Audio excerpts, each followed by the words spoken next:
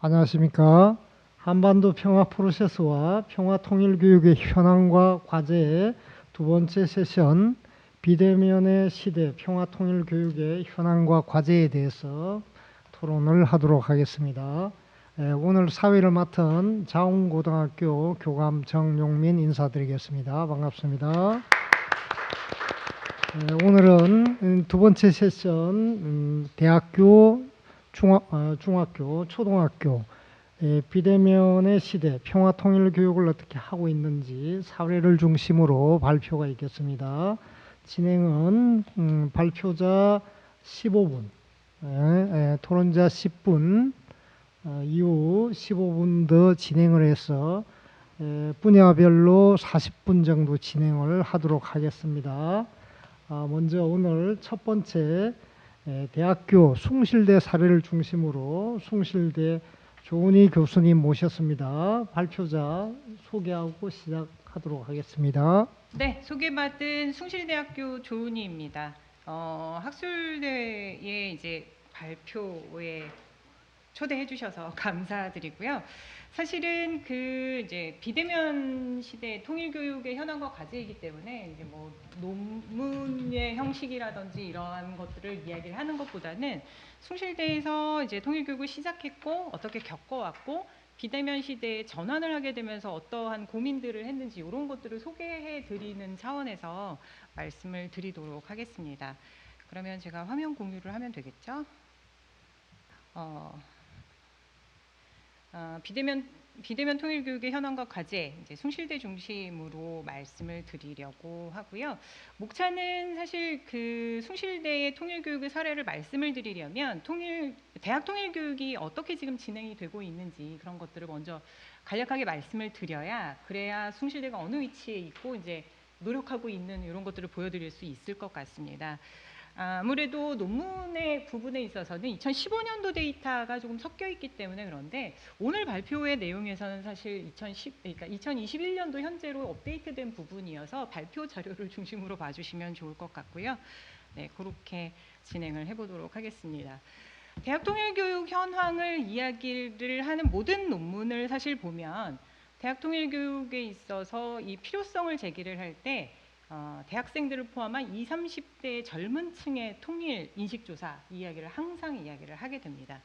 그래서 이제 2020년도에 서울대 통일평화연구원에서 발표한 2019 통일의식조사 결과를 보면 다른 건 뭐 다 아니더라도 통일의 필요성 부분에 있어서 뒤에 부록편을 보니까 이제 연령별 이런 차이들이 나오더라고요. 그래서 제가 조금 우리가 조금 주의 깊게 봐야 되겠다라고 하는 부분은 통일의 필요성에 있어서 필요하다라는 생각과 그저 그렇다라는 그러니까 뭐 반반이다 그저 그렇다라는 요 수치를 이제 20대, 30대, 40대, 50대, 60대 이렇게 제가 박스를 쳐놨는데요. 그거를 보시면 매우 필요하다, 약간 필요하다 1 플러스 2가 20대, 30대는 40을 조금 왔다 갔다 하고요.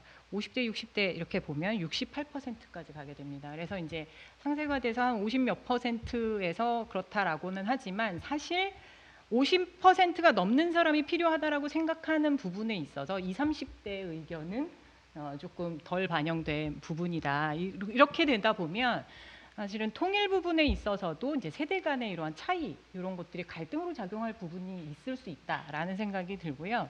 저는 사실 이 반반 그저 그렇다의 수치가 더 많이 보였습니다.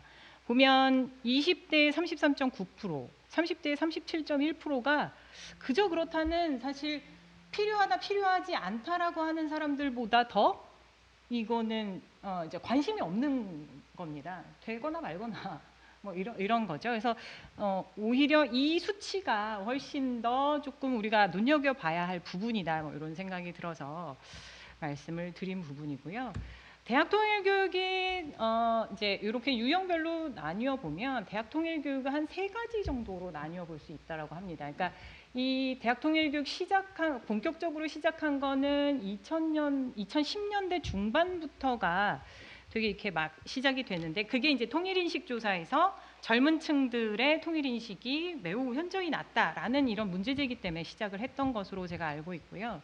그래서 대학 통일교육의 현황을 살펴보게 되면 북한 학과라든지 통일 관련 학과 개설을 통한 교육이 이루어지거나, 두 번째는 이제 교양 과정에서 이제 교양 수업으로 오픈되는 통일 관련 수업으로 이제 비전공자들을 대상으로 이루어지는 교육, 그렇게 나누어 볼 수 있고, 하나는 이제 정부에서 직접 대학생들을 이제 통일 교육을 시키는 이렇게 세 가지 정도로 나누어 볼 수 있다라고 이제 기존 연구들에서도 많이 이야기를 하고 있습니다.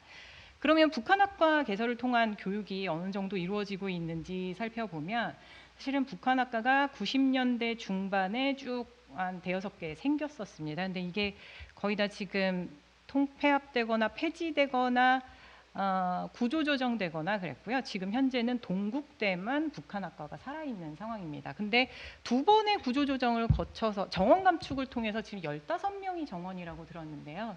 그런 부분이 있습니다. 그런데 제가 좀 살펴보면 2021년 현재 보면 학과는 아니지만 통일 관련 전공이라든지 과정을 개설한 학교들이 꽤 있다라는 겁니다. 그러니까 학과가 없어졌으니 이런 전공 교육은 안 하는 건가? 대신에 이화여대가 2000년도에 이제 북한학 연계 전공을 실시를 시작으로 해서 인제대가 2001년도, 경남대가 2003년도에 이제 연계 전공을 실시했습니다. 그러니까 학과로 들어오는 게 아니라 2학년 때 자기가 다른 전공을 하고 있으면서 플러스로 이제 북한 과정을 듣거나 이래서 전공을 하게 되는 거죠. 그래서 융합의 형태로 이루어지는 상황이고요. 이제 2015년도 이 대학생 통일 인식 뭐 이런 이야기가 나오게 되면서 2015년도 이제 대진대를 시작으로 2020년까지 한 10개의 대학이 연계 전공, 융합 전공 뭐 이러한 형식으로 만들고 있다라는 겁니다. 그래서 이런 부분으로 이제 전공 부분이 변화하고 있다라고 보여지고요. 두 번째는 이제 교양 교육을 통한 통일 교육, 요 데이터를 사실은 원고에는 2015년도 현재 기준으로 되어 있기 때문에 제가 요거를 요 자료에서만 말씀을 드리는데요. 교과를 통한 이제 대학 통일 교육 현황을 살펴보면 전공에서 개설을 하던 교양에서 개설을 하던 간에 2015년도에는 4년제 대학 중에 94개 대학이 관련 교과목을 개설을 했다고 합니다. 근데 이제 2021년 요번에 보니 우리가 여기 이제 살펴본 결과 학교 수는 중복을 제외하더라도 128개의 이제 4년제 대학 중에 128개 학교에서 교과목 수는 총 505개라는 거 보면 한 6년 사이에 많은 발전이 있었다. 그러니까 특히 여기서 보면 전공 과목 개설이 이제 늘어난 것 한 60개 정도 늘어난 것도 있지만 교양 과목 개설에 있어서 한 90개 정도가 더 생겼다라는 거는 오히려 이렇게 전반적인 인식을 높이는 데 있어서는 전공 교육보다는 교양 교육을 통한 것들이 중요한데 그런 부분이 좀 긍정적으로 많이 나아졌다라는 생각을 하게 됩니다. 또 하나 보이는 거는요. 융합 전공, 연계 전공 형태로 이렇게 전공이 되다 보니까 교양 교육에 있어서도 훨씬 많은, 그러니까 교양에 개설된 과목을 들었을 때 연계 전공으로 이렇게 인정해 주는 부분들이 있어서 이 교양 교육 부분에 있어서 훨씬 다양한 주제들이 많이 들어오는 이런 현상들이 나타나더라. 그래서 그 목록을 사실 제가 이제 만들었는데 나중에 제공해 드리도록 하겠습니다. 그럼에도 불구하고 아직까지 이제 174개 4년제 대학을 대상으로 살펴봤는데 그 중에 128개만 한 과목 이상을 개설하고 있으니까요. 아직 50개 대학은 관련 과목이 아무것도 없습니다. 그리고 96개 교양 과목 개설 대학 중에서도 쭉 살펴보면 46개 대학은 딱 한 과목 개설하고 있는 거니까요. 아직까지는 모자르다. 뭐 이런 생각을 하게 됐습니다. 세 번째는 통일부에서 대학 통일 활성화 지원 사업을 통해서 해주는 통일 교육입니다. 근데 통일교육 선도대학 사업이라든지 옴니버스 특강이라든지 이런 지원 사업을 하게 되면서 사실 1, 2번에 많은 영향을 주고 있고요. 아까 학과를 통한 교양교육을 통한 이런 것들에 많은 영향을 주고 있고요. 이렇게 보면 2015년 기준으로 했을 때 대학 통일교육에 지원하는 예산은 1억 3천 정도였습니다. 나머지 한 9천만 원에서 1억 정도는 통일부가 직접 노몽 현상 공모 뭐 이런 것들에 쓰이는 거였고요. 겨우 1억 3천 정도였는데 2016년도에 대학 활성화 이 자금으로 인해서 이제 선도대학에 18억 원 그리고 옴니버스 강좌라든지 특강 지원 사업으로 한 10억 그렇게 해서 이제 한 30억 정도가 예산이 배정됐고요. 그러한 효과들이 아까 얘기했던 교양교육이라든지 학과라든지 이런 부분을 조금 발전시키는데 영향을 줬다. 이런 생각이 들었습니다. 그리고 이제 선도대학 같은 경우는 지금 현재 9개 대학이 선정돼서 계속 하고 있고요. 18억 원 정도 배정되어 있기 때문에 그렇게 해서 각 대학이 원하는 이러한 모델로 이제 통일교육을 실시하고 있고요. 그 부분에 있어서 이제 강조하는 건 선도대학에서는 사실은 확산 사업을 제대로 해서 다른 학교까지 발전시켜라 뭐 이런 겁니다. 이런 것들이 사실 잘 되면 되게 좋을 것 같다라는 생각은 하는데요. 숙제로 남아 있는 부분인 것 같습니다. 대학 통일교육의 문제점을 살펴보면 발전했음에도 불구하고 제한적인 대상 때문에 내용에도 한계가 있고 가르치는 형식에도 한계가 있는 거는 뭐 어쩔 수 없다. 그럼에도 불구하고 이제 이런 것들을 없애기 위해서 기회는 계속 확대를 해야 하고 내용도 다양화해야 한다. 살펴보면 정치 군사의 50% 이상이다. 라는 것이고요.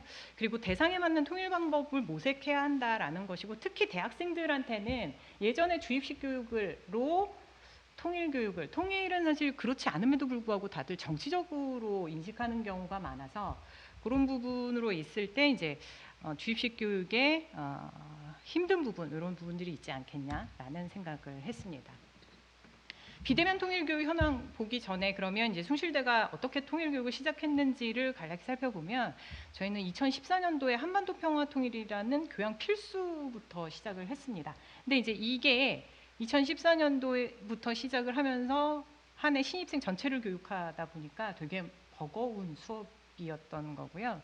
사실은 대강당에 800명씩 넣고 75분 수업을 했고 1학점짜리고 더군다나 3,000명 시험을 봐서 상태 평가를 하고 막 했어서 되게 힘들어하는 수업 중에 하나였었습니다. 근데 그때 대강당의 학생들 수업을 할 때 정치, 경제, 사회, 문화, 핵, 인권, 통일 뭐 이런 거 다 이제 백화점식으로 들어가서 했었고요. 그리고 전현직 장관 4분을 포함해서 각 주제 전문가를 초청해서 옴니버스로 진행을 했었습니다. 근데 이제 전현직 장관 4명 포함해서 전문가들이 오니까 학교 내부의 이제 교수님들이나 이런 보직을 하고 계신 분들은 되게 좋아하시더라고요. 근데 이제 정작 수업을 듣는 고등학교를 갓 졸업한 학생들은 별로 관심이 없었다는 겁니다. 누군지도 모르고. 그래서 이게 이제 전문가들의 대규모 강좌 문제도 있을 거고요. 전달식 강의 이런 것도 문제가 되고 그리고 또한 교양 필수로 통일교육 시작한 게 처음이어서 통일이 되게 정치적인 건데 이거를 교양 필수로 이거 무슨 빨갱이 교육하는 거 아니야? 뭐 이제 이런 식의 논란도 좀 있었고요. 그리고 이제 학생들이 알고 싶은 것과 기성세대인 저나 이제 교수들이 얘네들이 이거는 알아야 돼라고 했던 부분에 이제 아마 간극도 있었을 것이다라는 이제 생각도 듭니다. 그래서 2015년도에 알고 싶은 것만 줄 수는 없기 때문에 그러면 방법 바꿔야 되지 않겠냐 이런 거였고요.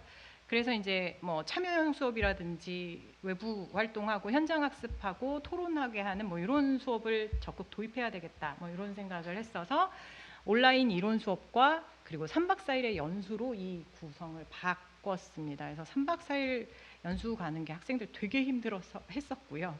실은 현장 학습 가고 3박 4일을 묶여 있는 수업이다 보니 되게 이제 학생들이 힘들어 했었는데 그때 당시에 이제 교육 전후 인식 변화 이제 이런 것들을 저희 계속 이제 추적을 하고 있는데 그 불만이 높았음에도 불구하고 사전 사후 증가하는 이러한 것들은 상당히 안정적으로 지금 현재까지 유지되고 있다라고 봐주시면 좋겠습니다.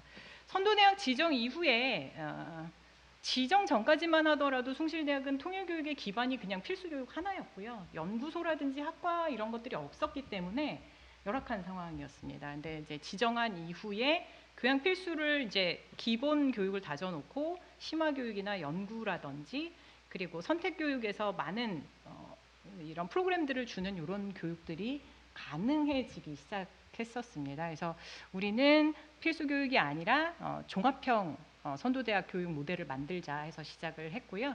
그래서 이제 기반을 만들어가는 기회였다라고 이제 설명드릴 수 있겠습니다. 그래서 저희는 모델 이렇게 해서 필수 학과 선택 연구 중심형에서 이러이러한 것들을 하겠다라는 거고요. 사실은 4년간 그렇게 진행되어 온 부분이 있습니다. 저희가 가장 강점을 두는 거는 한 해 3,000명 신입생 교육이고요. 지금 현재 4년이 지나게 되면서는 숭실대가 그러니까 산술적으로는 숭실대 모든 학생들이 이 기본 교육은 다 받았다라는 그런 계산으로 시작을 했습니다. 이 프로그램들이 2016년도에 선도대학 자금이 들어오게 되면서 3박 4일에서 2박 3일로 줄어든 게 아니라 사실은 정리를 많이 했고요. 현장 학습을 가는데 저희 이제 DMZ 갑니다. 많은 학교들이 가는 DMZ를 가는데 사실 DMZ 그냥 아무 의미 없이 가면 학생들 되게 싫어하기도 하고요. 뭐 이런데 저희가 그래서 많은 여기 우리 멤버들 계시지만 그분들 통해서 저희가 프로그램들을 만들었습니다. 이제 평양숭실에서 시작한 숭실대 역사와 지금 현재 숭실대에 있는 통일의 역사 분명히 이렇게 막 곳곳에 다 있거든요. 근데 학생들 전혀 모릅니다. 거기랑 그리고 오두산 통일전망대에 가면 2층에 가면 숭실대의 이런 내용들이 조금 많이 있어요. 그래서 그 공간으로 연결되는 스토리를 만들고 그 스토리에서 이제 미션들을 줘서 이렇게 통일맨 뛰어다니면서 찾아가지고 도장 찍게 하고 뭐 이런 프로그램들을 만들어서 진행하게 하는 그렇게 좀 진행을 해봤고, 이제 정리를 통해서 이제 전망대도 가고 오두산도 가고 DMZ도 가고 하지만 그리고 이제 층간소음이라는 저희가 이제 토크 콘서트 형식의 이런 것들도 만들어내면서 좀 정리를 하고 발전을 시켰다라고 말씀드릴 수 있겠습니다. 그래서 그거에 대한 설명이고요. 저희가 학생들이 가장 좋아하는 토크 콘서트는 나중에 뒤에 부분에서 말씀을 드릴 거기 때문에 이 4년간 이제 선도대학이 선정되고 나서 2016년부터 14년 동안 이제 사전사후 인식의 비교도 보시면 이렇게 평균적으로 어느 정도 상승하고 있는 이런 것들이 잘 안정적으로 유지가 되고 있다. 그리고 효과성 부분에 있어서도 스쿨을 통해서 이제 통일의 필요성을 인식할 수 있게 되었다도 이렇게 이제 정리가 되면서 이제 4점대에 가까우는 이런 인식의 효과성을 보이고 있습니다. 특히 토크 콘서트와 관련된 학생들의 만족도가 높아서인지 이 스쿨을 통해서 북한의 일상에 대해서 인식할 수 있게 되었다라는 수치가 되게 높게 나오는 편입니다.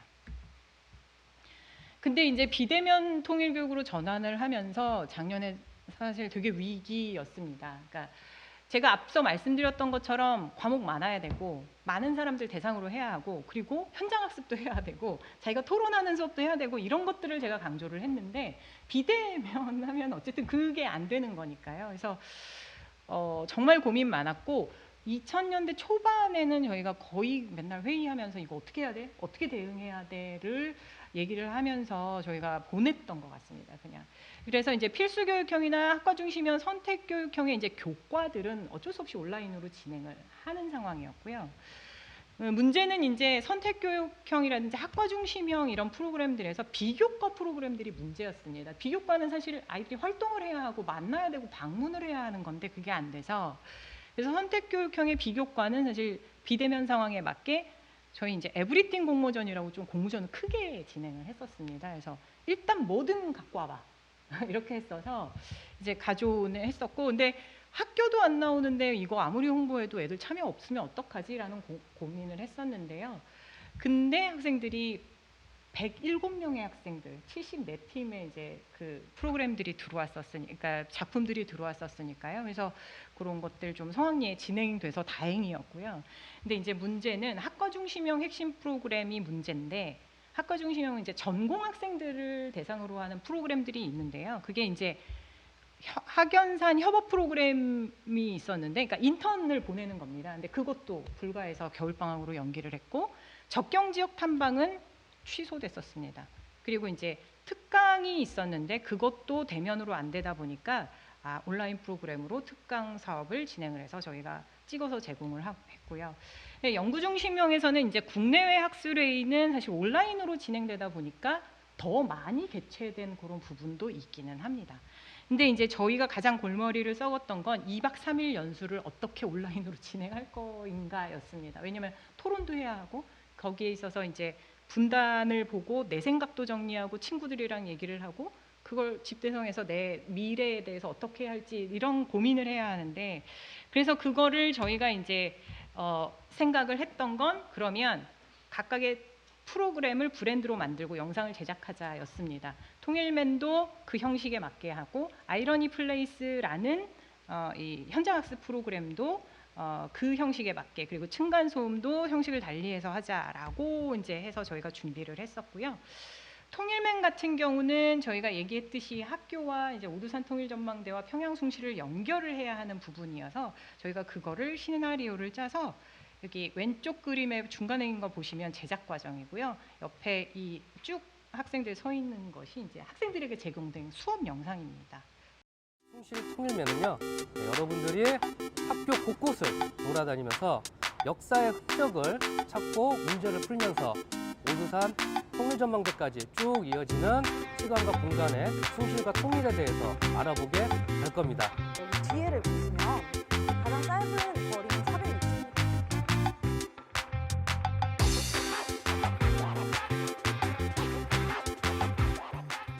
원래는 사실 통일에 대한 생각이 별로 없었어요.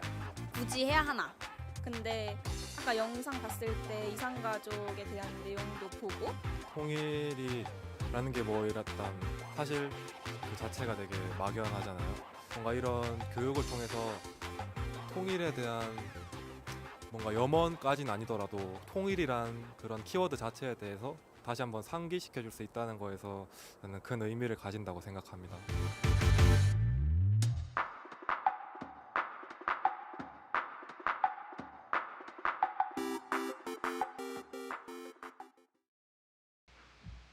네, 그렇게 진행이 됐고요. 아이러니 플레이스 들리나요? 네, 아이러니 플레이스 같은 경우는 저희가 같은 공간 다른 기억 해서 생각지 못한 곳에서 한반도의 분단의 역사와 평화통일 마주할 수 있는 기회를 제공해보자. 가지 못하는 학생들에게 전달하자라는 의도에서 시작을 했고 저희가 작년에 강원도 편과 제주도 편을 제작을 해서 학생들에게 이런 것들을 보여줬었습니다. 잠시 보시면 뭐 1분짜리 영상이긴 한데 다 보시지는 않겠습니다.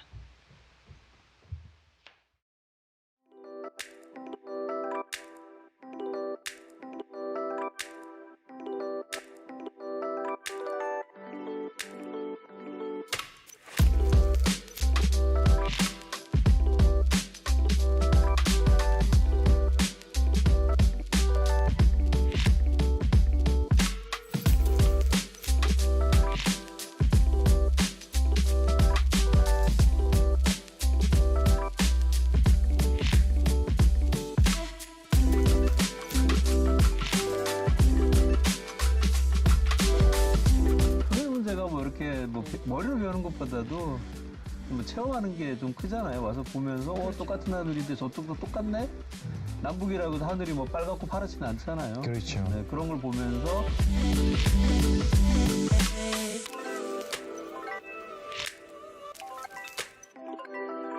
내년에 한번 싹 한번 도에서부터 서까지 쫙 한번 서에서부터 동도 괜찮고요. 쭉 한번 접근좀 한번 직접 체험해보고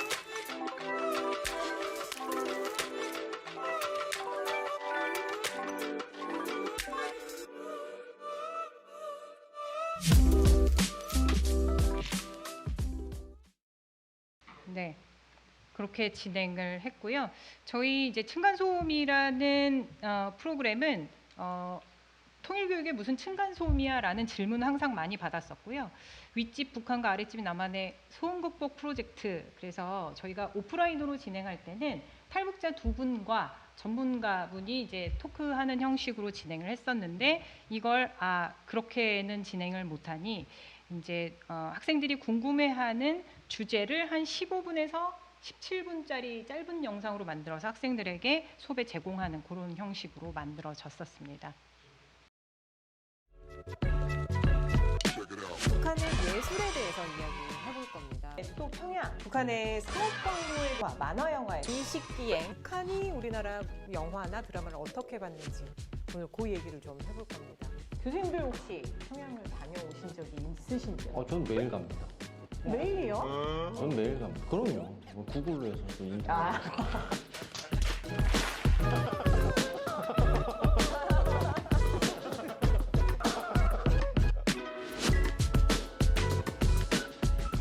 대한민국보다 북한 맥주가 훨씬 맛있다라고 해서 뉴스에 나왔더라고요. 그래서 뭐 이런 바보 같은 기사가 나 있어 하면서 이제 갑자기 애국심이 막 불타올랐는데 대동강의 맥주 먹어보니까 괜찮더라고요. 괜찮더라고요. 근데 우리나라도 요즘 괜찮은 거 많이 나와요.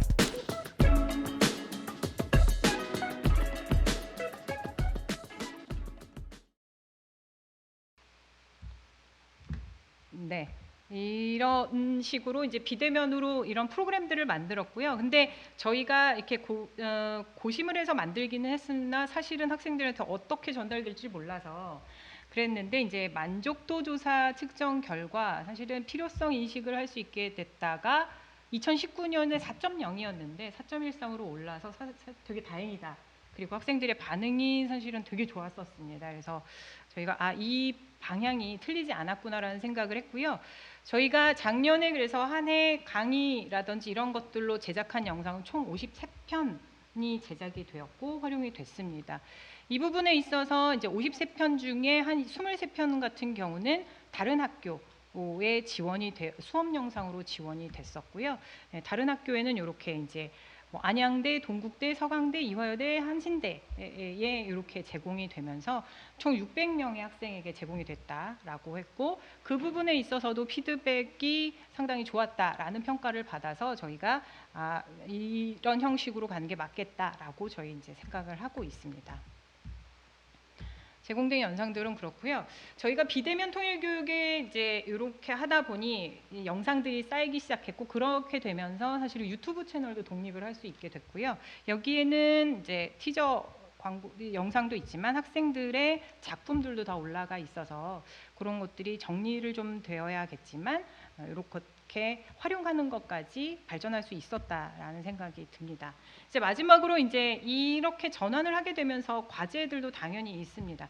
그러니까 대학 통일 교육에 있어서 기회 확대라든지 내용의 다양성 이런 것들은 분명히 필요한 건데 코로나19로 인해서 이제 비대면으로 가면서 되게 암담했었습니다. 근데 멀티미디어와 매우 친한 이 20대 학생들에게는 이런 다양한 매체의 활용이 좋은 방법이 될 수도 있겠다라는 생각을 했고요. 특히 이제 기본 교육에 있어서는 그게 가능하다라고 저희도 이제 생각을 하고 있습니다. 그리고 타대학의 확산 사업에 있어서도 영상의 활용이 오히려 목적에 잘 부합됐다라는 생각을 합니다.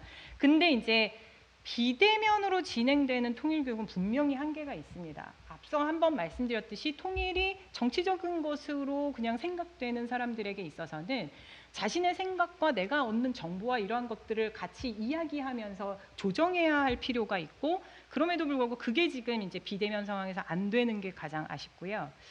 그런데 요것이 이제 제가 비대면 상황이 해소가 되면 대면으로 했을 때 완전히 돌아갈 것이냐?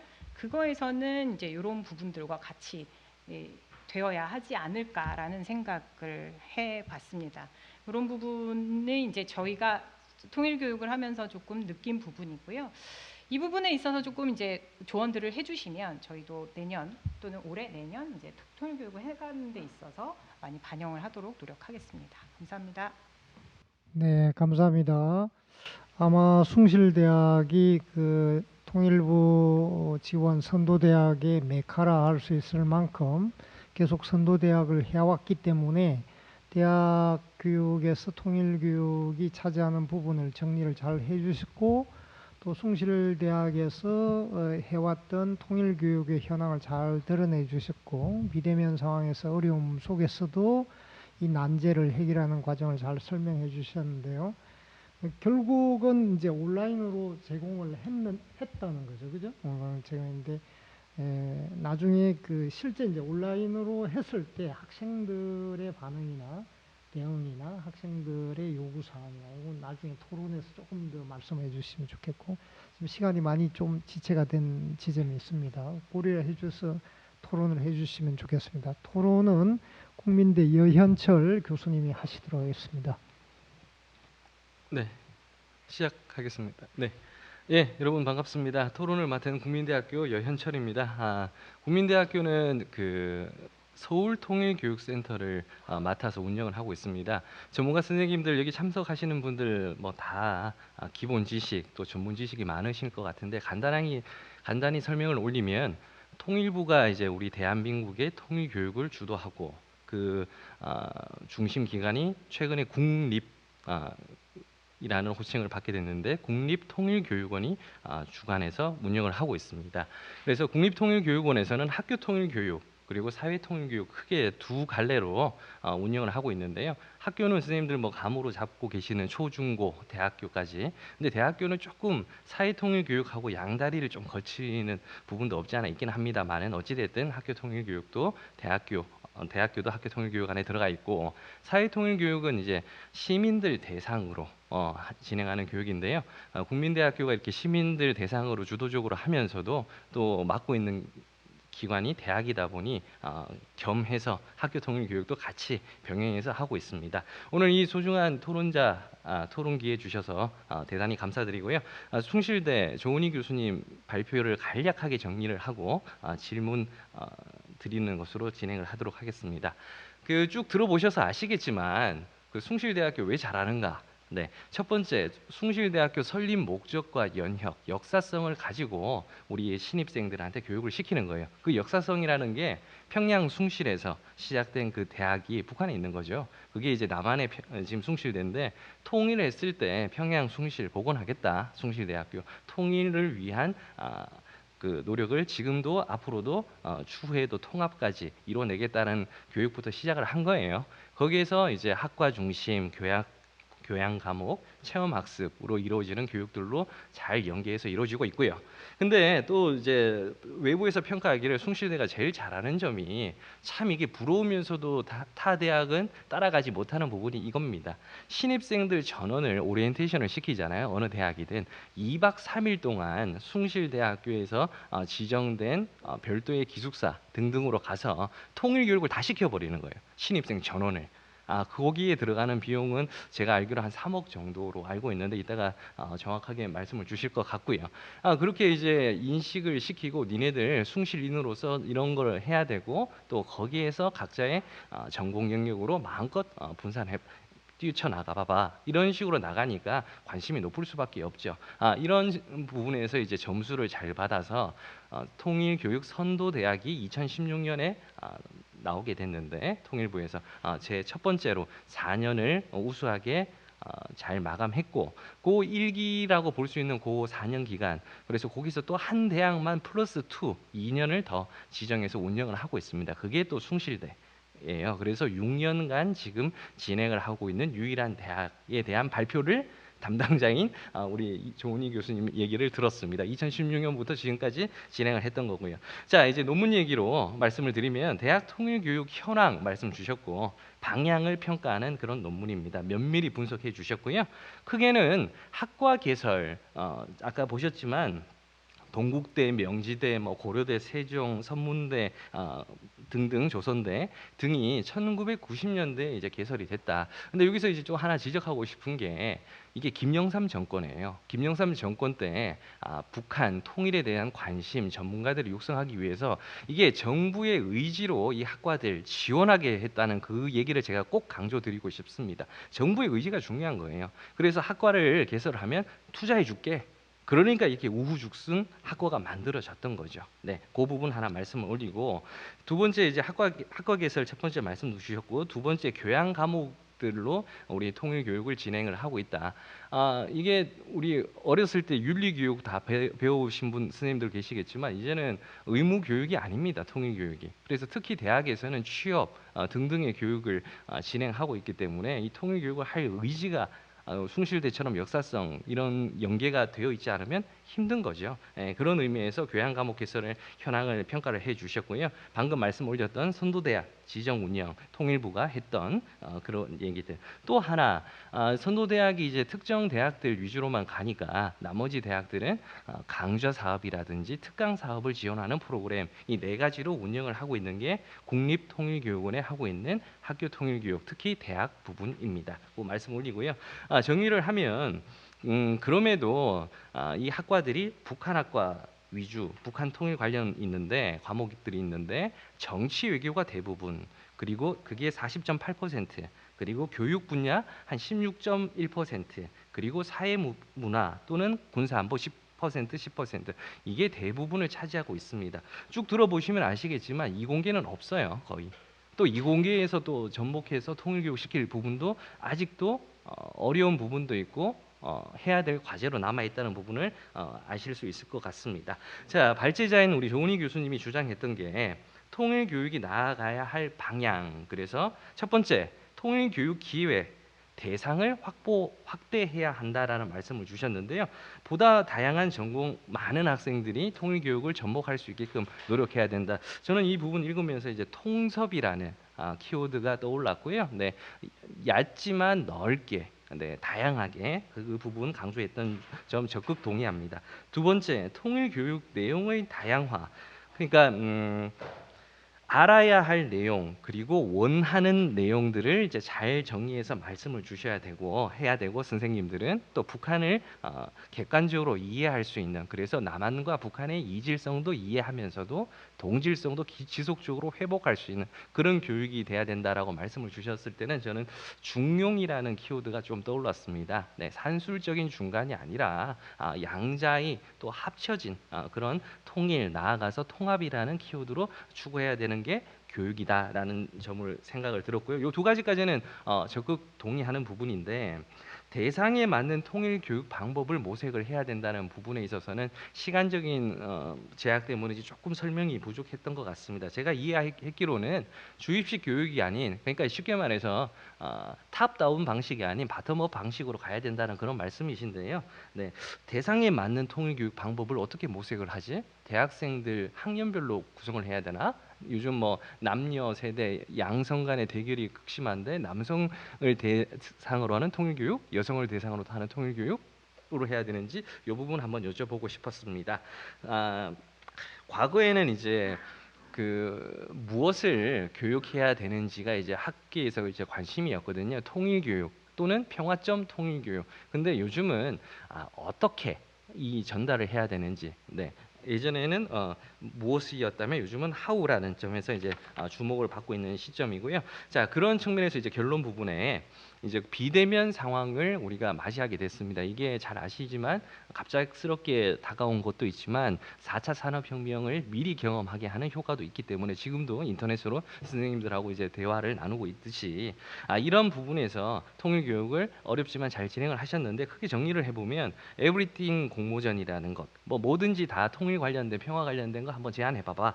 또 아이러니 플레이스, 같은 공간에서 다른 기억을 가지고 있는 장소도 발굴해보자. 그리고 윗집 북한, 아랫집 남한의 층간소음, 이것도 이제, 근데 제가 이제 나열을 뭐 쭉 하지만 이게 한계이자 현실인 부분인데, 이게 공모전 사업이에요. 그러니까 이게 온라인으로만 진행을 해야 되니 단절돼 있으니 토론이 안 되니 의식을 들을 수밖에 없는, 그게 이제 1단계는 한 발짝 뒤졌는데, 두 번째 단계, 이게 이제 토론, 토의하는 그 구조로 만들어 가야 되는 그 문제에 모두가 지금 해결책을 마련해야 되는 그런 시점입니다. 자, 마지막 질문입니다. 통일교육 선도대학, 우리 2016년부터 숭실대가 지정이 되셨는데요. 그때는 사실상 박근혜 정권, 보수 정권의 통일교육 선도대학이 되셨습니다. 그러면 지금 현재 문재인 정권, 진보 정권이라고 불리는데 어떻게 또 그 내용이나 방향은 큰 변화가 없었는지를 여쭤보고 싶었고요. 또 커리큘럼에 혹시 변화가 있었다면 어떤 부분에서 더 추가됐던 그런 부분들이 있었으면 말씀 주시면 좋겠고, 아울러 지금 평화 교육에 대해서 명확한 정의가 없다. 그래서 우리 초중고 선생님들 교육하는데 어려움이 있다라는데, 우리 조은희 선생님이 생각하시는 평화 교육은 뭔지 간단하게 말씀 주시면 좋겠습니다. 이제 내부적인 요인으로 대학이 그러면 통일 교육 잘 시키고 학과 뭐 번창시키고 교양 과목들 계속 시키고 또 선도대학으로 지정되는 그 우수한 프로그램들 다른 대학에 이식을 시켜야 되잖아요. 그러면 어떤 인센티브를 줬을 때 그것을 타 대학들이 받아들일지, 무작정 타 대학 교수님이 잘하니까 내 수업에 쓰라, 어떤 교수님이 자존심 때문인지 또 대학 간의 자긍심 때문에 그렇게 할 경우는 없을 것이라고 생각을 합니다. 그러니까 학점 간의 교류라든지 학점 간의 인정이라든지 이런 부분에 깊게 고민을 하셨을 것 같은데 현황과 그 한계도 곁들여서 말씀 주시면 좋겠고요. 이게 내부적인 요인이라면, 외부적인 요인은 이거는 이제 정치권, 우리 관료계에 이제 말씀드리고 싶은데, 제가 아까 김영삼 정권 때 이 북한 학과가 우후죽순 개설됐다라고 말씀을 드렸었습니다. 그러면 그때 그때 또 특징적이었던 게 통일부 장관을 부총리 격으로 한한상 부총리 격으로 높였었거든요. 그래서 통일부 교육부 간의 연계를 강화시켰는데 요즘은 그런 논의가 필요하지 않을까. 또 문재인 정부가 탄생했을 때 북한과의 교류가 더 활성화될 것이라고 기대를 했는데 그런 부분도 논의가 됐으면 좋겠다는 게 제 개인적인 바람이고, 아까 인센티브를 얘기를 했는데요. 그 국립통일교육원에서 1년간 예산이 얼마일 것 같아요? 250억 정도입니다. 2021년 기준. 250억 가지고 우리 미래 세대, 이 대한민국 세대들을 다 교육시켜야 되는 거예요. 초, 중, 고, 대학교 전부 다 사회통일. 이게 문제가 있는 거 아닙니까? 아무리 조은희 교수님 등등이 우수한 프로그램 뭐 교류해도 이게 예산적으로 이게 확보가 안 된다면 한계에 노출할 수밖에 없다. 정확하게 245억 원이네요. 금년도. 2년 전에는 260억 원이었는데 오히려 또 줄었네요. 네. 그리고 또 하나 이제 마지막 제언인데 남북 협력 기금이 있습니다. 그거는 이제 북한과 교류 협력할 때만 쓸 수 있는 거고, 여기서 중요한 건 통일 교육 사업으로는 쓸 수가 없어요. 그게. 예. 그 금액은 얼마냐? 1조 2,408억 원입니다. 1조 2,408억 원. 여기에서 10%만 해도 1,000억이고요. 1%만 해도 100억 뭐 이렇게 넘어가는 거죠.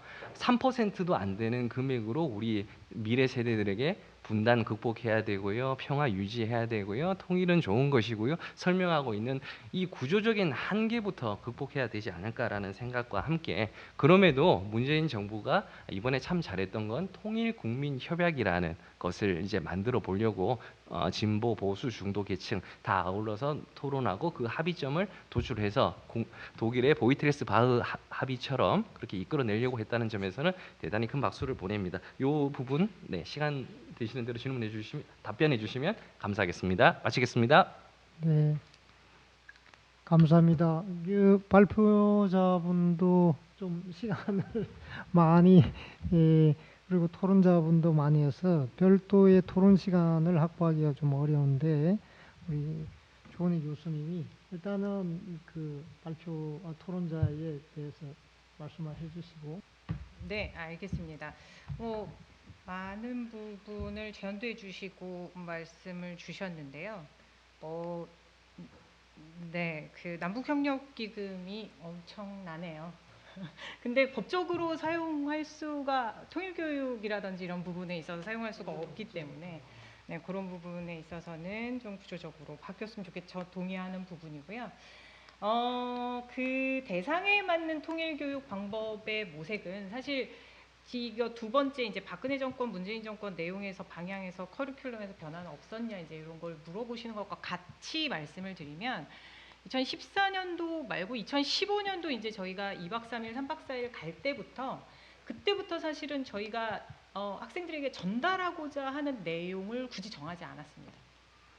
가서 이제 토론이라든지 이러한 것들로 그냥 그 진행하는 것이 제가 어떠한 의도를 갖고 또는 어떠한 내용으로 이렇게 했으면 좋겠어 이런 부분이야 설명하는 것보다 키워드를 주고 이 부분에 대해서 너네들이 생각해보고 니들 안에서 결론을 내라고 했을 때 훨씬 더 학생들이 받아들이는 것과 그 이제 이야기하는 것과 그리고 이거 왜 교수님이 예를 들어 선생님이 이걸 왜 나한테 이거를 강요해? 라는 사실은 그 부분이 처음에 되게 많았었습니다. 나 통일하기 싫은데 왜 자꾸 이런 데를 가라 그래? 라부터 어떤 이야기를 하던 간에 통일이 필요하지 않아 라고 이야기를 해도 왜 나한테 필요하다고 주입을 하는 이런 식의 반응이었거든요. 그래서 이제 그렇게 진행을 했고 사실은 박근혜 정부 때 시작은 했고 바뀌었지만 통일교육원으로부터 뭔가 압력이 들어오거나 내용이 바뀌거나 이런 거는 사실 진짜 없었습니다. 그리고 저희가 그냥 생각하는 대로 동일하게 유지하고 있지 않나라는 생각을 하고 있고요. 그런 면에서는 통일교육원이 선도대학에 이러이러한 부분으로 해라라고 하는 부분은 없었다라고 생각이 드는 부분이어서 이제 그런 말씀을 드렸고요. 대상에 맞는 통일교육은 사실은 주입식 교육으로는 이게 힘들다라는 말씀을 드리기 위해서 학생들이 얼마 전에 총리가 말씀을 하신 것 같아요. 통일 필요하다라고 주입하면 안 된다. 뭐 이런 얘기를 하셨던 것 같은데 저는 그거에 100% 동의를 하고요.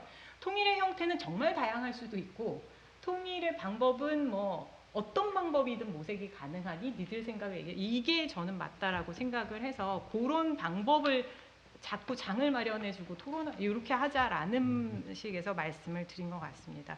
사실은 평화교육은 저도 시도해보고 싶긴 하지만 아직까지는 그 개념이 통일교육을 통해서든 뭐든 간에 되게 애매합니다. 점 평화인지 평화적 통일인지 이런 것들도 합의되지 않은 상황에서 그럼에도 불구하고 평화와 관련된 이야기는 합니다. 왜냐하면 저는 이제 그거를 좀 활용을 하는데요. 통일이라 그러면 되게 학생들이 싫어하기 때문에 그러면 우리 평화를 모색하는 방법으로 이러이러한 것들이 해결되어야 된다라는 방법으로 이제 이야기를 하는 정도에서 저는 그냥 활용을 하고 있다라고 생각이 듭니다. 그 타 대학에서 받을지 사실은 학점 교류하고 이렇게 하면 좋은데요. 그 부분은 사실 학교에 이렇게 환경상 되게 어려운 부분이 있다. 그럼에도 불구하고 이제 외부에 저희가 확산 사업 부분에 있어서 사실은 만들었던 영상들 작년에 이제 학교에 지원을 했었는데요. 이번에는 아직 공문을 보내지 않았음에도 불구하고 사용했던 학교들 교수님들이 모두 다 요청을 하셨습니다. 그래서 지금 작년에 만들었던 53개 중에서 40개의 그 영상들이 계속 이제 활용이 되고 있고요. 아마 공문을 통해서 다시 이제 학교들에 가게 되면 더 많이 접수가 되지 않을까 그런 부분에서 많이 노력해 보도록 하겠습니다. 네, 감사합니다. 두 분께서 발표 토론을 통해서 원래 오늘 주제는 비대면 시대의 대학 통일 교육이 어떻게 문제를 해결하고 있나 여기에 좀 집중할 필요가 있는데 워낙 대학 통일 교육에 대한 이 관심이 먼저 앞서다 보니까 그 문제에 대한 고민도 동시에 다루다 보니까 시간을 조금 넘겼는데 두 분 그 발표와 토론을 통해서 대학 통일교육의 현황과 과제를 다뤄봤습니다. 그런데 이 비대면 시대에 집중해서 현재 대학 교육에서 통일교육을 비대면에서 어떻게 이 문제를 해결하느냐 이 문제는 숭실대 사례를 통해서 좋은 사례가 이제 개발이 되고 있는데요. 비대면임에도 불구하고 어렵지만은 또 새로운 기회를 창출한다 이렇게 봤을 때 앞으로 이 문제를 어떻게 해결할 것인가 여기에 주목을 하면 숭실대의 사업 사례가 다른 대학으로도 일반화 그러니까 우수 사례가 일반화되려면 이 문제를 어떻게 풀어야 되느냐 이 문제거든요. 그러면 이게 계속 정부의 지원에 의존해야 할 문제인지 대학에서는 자체적으로 이 문제를 해결할 의지가 없는지 이런 문제와 아울러 정부도 통일부가 선도대학 지원 사업을 뭐 30억에서 18억을 하고 있는데 그럼 교육부는 대학 교육에 있어서 대학의 통일교육 지원 사업에 교육부가 어떤 역할을 해야 되는 이런 문제가 있는 거고요.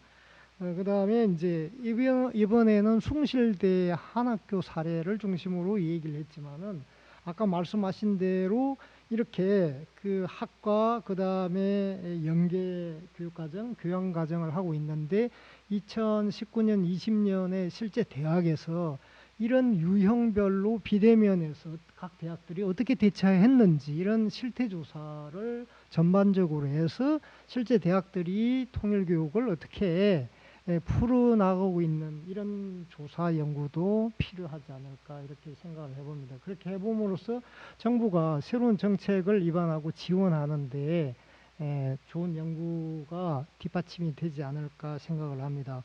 오늘 더 깊은 얘기를 할 수도 있는데 시간의 한계 때문에 오늘 발표와 토론은 여기서 정리하도록 하겠습니다. 감사합니다. 네.